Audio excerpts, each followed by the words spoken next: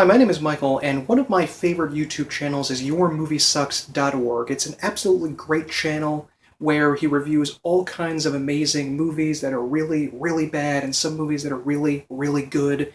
And he makes fun of these awful B movies, but also shows these incredibly interesting art house movies, and I absolutely love it. And a few months ago, he started a little series on his channel called Childhood Trauma, where he talked about seeing scary, disturbing things when he was a child that really creeped him out.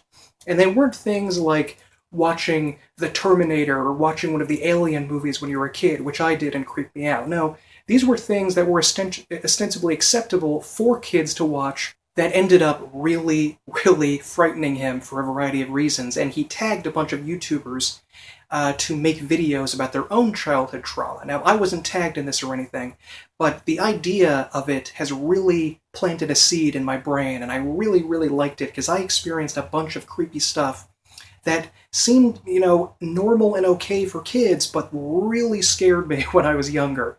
And I'm going to talk about them right here. And without further ado, here are the creepy childhood trauma moments when I was a youngin'.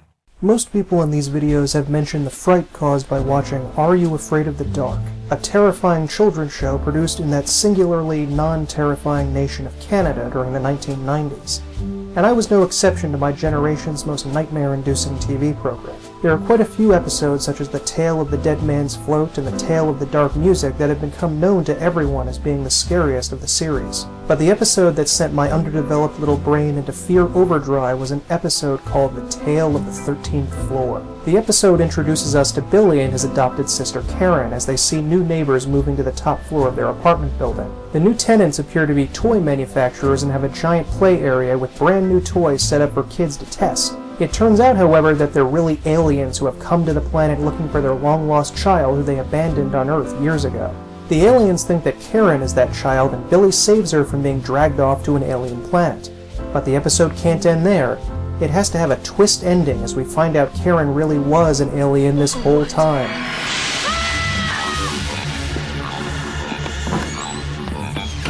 Karen's blank, empty face reminds me very strongly of the Silent Hill games, which shows empty, blank faces as a mainstay for their monsters. It's such a simple way to convey evil by removing all of the things our brain uses, like shape of the mouth, ears, nose, and specifically the eyes, the windows of the soul, to identify someone as human. The design is also eerily reminiscent of Slender Man. They look so incredibly close, it's bizarre. There must be something within humans that makes an empty face unsettling and unpleasant. Maybe it has something to do with Lovecraft's idea of the fear of the unknown, and there's nothing more unknown than someone who has a face you can't read. It's also especially creepy that all this time, his entire life, Billy grew up with, was in the same house as, and interacted with something non-human. This one tiny moment of seeing his sister as a faceless, shapeless alien kept me awake for months afterwards, especially because I had a little sister myself, and still sends a chill down my spine. Thanks, Canada. That's better.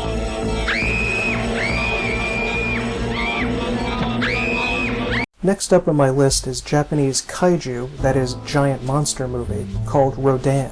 The Godzilla-type films are so popular they scarcely need an introduction. Everyone knows the flicks are about giant dinosaur-type creatures that roam Japan, smashing cities and causing the most awful dubbing in film history. One of those monsters, based on the prehistoric pterodactyl, is Rodin.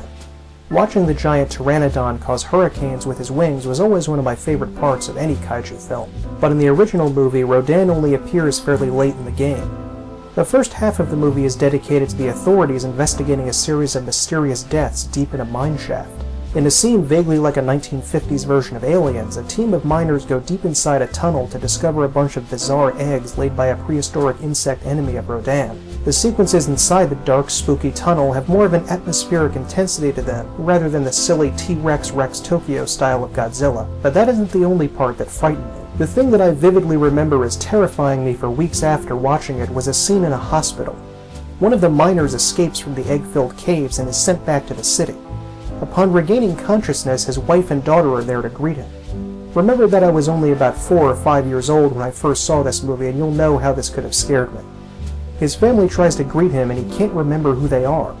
The doctor says he has amnesia. As a 5-year-old, this is the first time I remember hearing about this amnesia thing. The notion that one day you could wake up and forget everyone you know and love, and even who you are, was utterly terrifying. I stayed up for a long time, for many weeks, stunned at this concept that a loved one could suddenly not know who you are anymore and become a stranger. What if it happened to my mom or dad? Would I become an orphan? Would they not love me anymore? If I had amnesia, does that mean I'm no longer me? Would I die and be replaced with a new set of memories that was not me anymore? I was more than a little confused and worried about this. Something so trivial and silly to adults provoked quite the little existential crisis, especially because as this was happening, my mother was in the hospital, the place the scene was set, delivering my baby sister. It must seem ridiculous to people looking back on it now, but I was deeply shaken by the whole thing. Thankfully nowadays my irrational fear of amnesia is gone, and my totally rational fear of tentacle porn is what's creeping me out about Japan.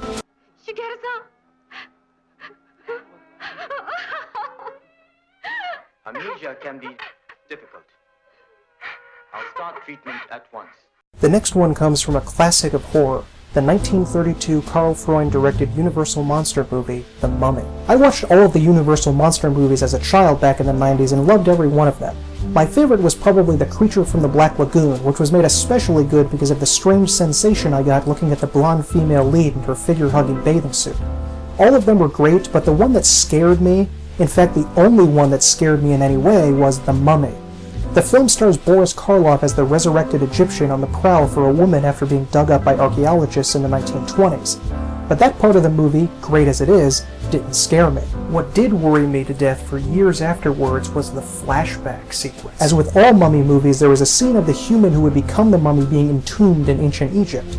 This sequence in the original Mummy film was shot essentially as a silent movie. The voiceless actors are shown being captured by guards, thrown into a crypt, and buried alive. That was something that, like amnesia, had not yet occurred to my tiny brain. I was only just getting acquainted with the idea of dying and being thrown in a coffin when I found out that you could be kidnapped, tied up with bandages, and slowly suffocated underground while still living. I had a fairly powerful claustrophobia as a child that was at play with this fear of living burial. The actor's eyes as he was sealed away were perfect. Round, staring, pleading eyes begging the audience to set him free, with that silent film kind of naked intensity. You could sense all of the terror of being stuck in a sarcophagus in those frightened, very silent film eyes. And to top it all off, the scene ends with the workers of the tomb being murdered by guards throwing spears into their backs. These innocents were just being slaughtered by these guys. It was terrifying. All of this was a little hard to take as a kid and left me anxious for years. That's right, a silent movie managed to terrify me. 1932 was only a few years after sound became a standard part of movies, and director Karl Freund was probably much more comfortable with that style than with a talkie. Freund was the cinematographer in such expressionist silent masterpieces as Metropolis, The Golem, and The Last Laugh, and his talents are on full display in the opening burial/murder sequence. The rest of the movie is nothing to write home about in the style department. They still weren't that comfortable with sound on film yet in those days. But the gruesome suffocation and entombment followed by ritual murder of the diggers in the opening haunted me for much of my childhood. The next piece of childhood trauma comes from a horror television show from 1959 called The Twilight Zone.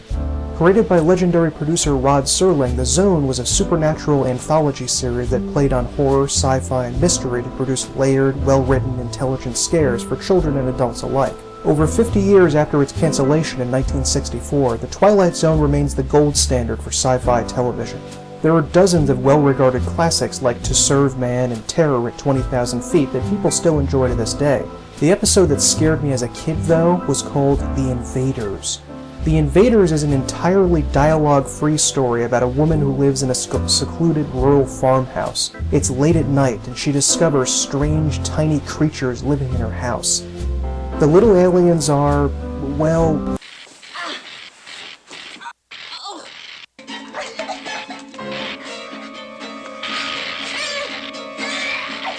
They scared the hell out of me as a kid. You stupid. Yeah, so they aren't exactly the most frightening things in the world. In fact, they look exactly like little robot toys kids might play with. Well, as a child, I was surrounded by toys in my bedroom, and the thought of one of them coming to life and killing me was pretty frightening. There's also something inherently shocking to me about something small and thus difficult to see. A huge hulking monster like Godzilla isn't scary. Even if it's technically more dangerous because of how much destruction it can wreak, the notion of being killed isn't nearly as frightening as being surprised by something that can hide so well in the shadows. Also, these little buggers have guns that can cause terrible pain and blisters, maybe radiation burns on the skin. The scariest part of these little buggers is when they drop in their ray guns in favor of giant kitchen knives. They leap out of pitch darkness, ready to go Jason Voorhees on this poor woman.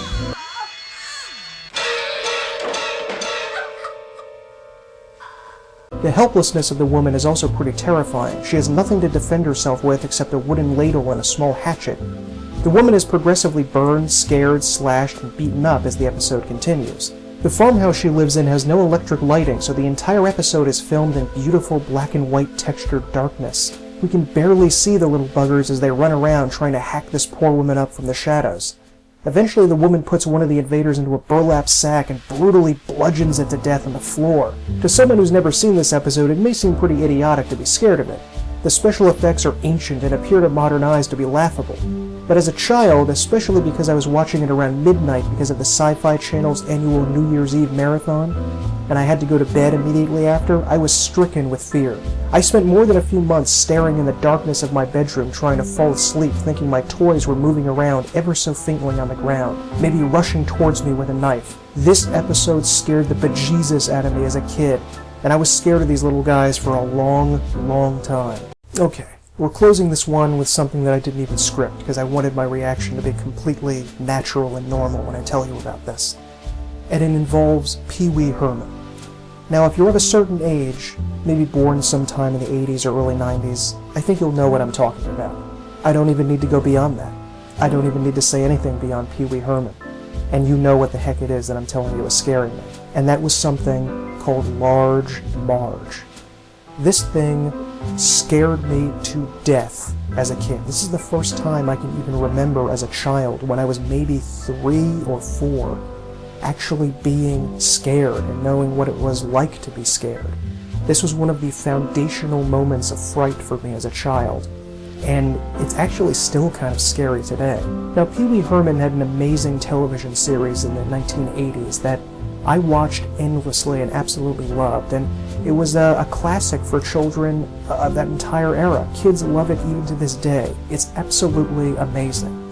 The show starred Paul Reubens as this character, Pee Wee Herman, who was sort of an adult kid who wandered around this magical house of his with all the creatures talking to him and laughing, and there were wonderful little cartoons and crazy characters coming in. It was a fun, childish, interesting, exciting little show. And when a movie of it came out in 1985, directed by Tim Burton, everyone wanted to see it. Now, I was a little bit too young to actually see it in the theater, so I saw it on VHS a little while afterwards. And I absolutely loved the movie, and still do. It's a classic 80s film, it's a wonderful comedy, it looks amazing, it's absolutely great. But there's one sequence in it that terrified me and a generation of kids. Pee Wee Herman is trying to hitchhike his way across the United States, and he stops to get a ride in the pitch darkness of night from a strange woman truck driver named Marge, and she tells him this horrifying ghost story. And at the end of everything, at the end of this ghost story, she has this horrifying reaction where we realize that her, Large Marge, is the ghost, and she's telling the story of her own death. And she has this terrifying facial expression that comes up and transforms into this bizarre, claymation-esque fright thing. And it is absolutely nightmarish if you're 4 or 5 years old. It is terrifying. I don't need to say any more. Just take a look.